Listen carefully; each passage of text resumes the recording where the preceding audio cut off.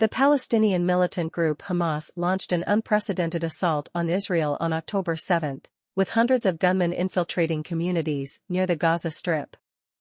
About 1,200 Israelis were killed, while the Israeli military says more than 200 soldiers and civilians, including women and children, were taken to Gaza as hostages.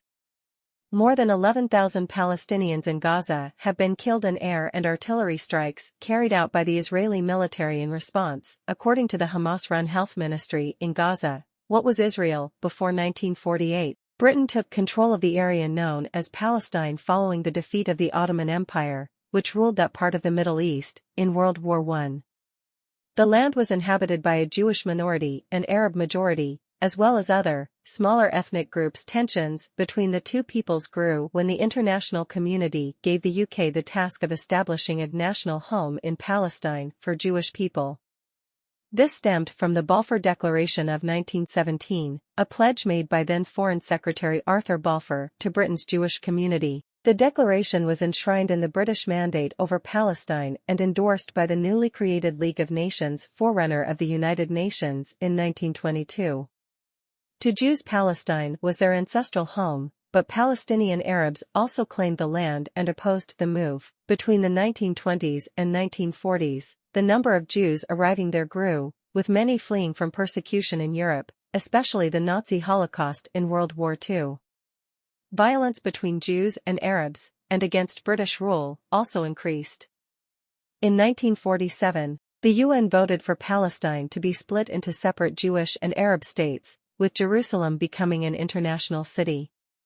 That plan was accepted by Jewish leaders but rejected by the Arab side and never implemented. How and why was Israel created? In 1948, unable to solve the problem, Britain withdrew and Jewish leaders declared the creation of the State of Israel. It was intended to be a safe haven for Jews fleeing persecution, as well as a national homeland for Jews. Fighting between Jewish and Arab militias had been intensifying for months, and the day after Israel declared statehood, 5 Arab countries attacked. Hundreds of thousands of Palestinians fled or were forced out of their homes in what they call al-Nakba, or the catastrophe. By the time the fighting ended in a ceasefire the following year, Israel controlled most of the territory Jordan occupied land, which became known as the West Bank, and Egypt occupied Gaza. Jerusalem was divided between Israeli forces in the west and Jordanian forces in the east. Because there was never a peace agreement, there were more wars and fighting in the following decades. Where is the Gaza Strip? What are the main problems between Israelis and Palestinians? There are a number of issues which the two sides cannot agree on. These include: what should happen to Palestinian refugees? Whether Jewish settlements in the occupied West Bank should stay or be removed. Whether the two sides should share Jerusalem. And, perhaps most tricky of all, whether a Palestinian state should be created alongside Israel. What efforts have been made to resolve these problems?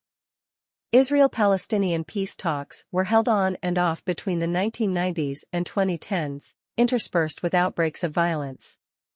A negotiated peace did seem possible in the early days. A series of secret talks in Norway became the Oslo peace process, forever symbolized by a ceremony on the White House lawn in 1993, presided over by President Bill Clinton. In a historic moment, the Palestinians recognized the State of Israel and Israel recognized its historical enemy, the Palestine Liberation Organization, PLO, as the sole representative of the Palestinian people. A self-governing Palestinian Authority was set up.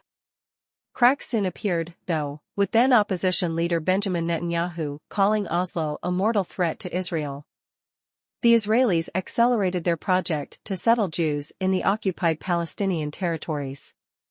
The recently emerged Palestinian militant group Hamas sent suicide bombers to kill people in Israel and wreck the chances of a deal. The atmosphere in Israel turned ugly, culminating in Israeli Prime Minister Yitzhak Rabin's assassination by a Jewish extremist on November 4, 1995.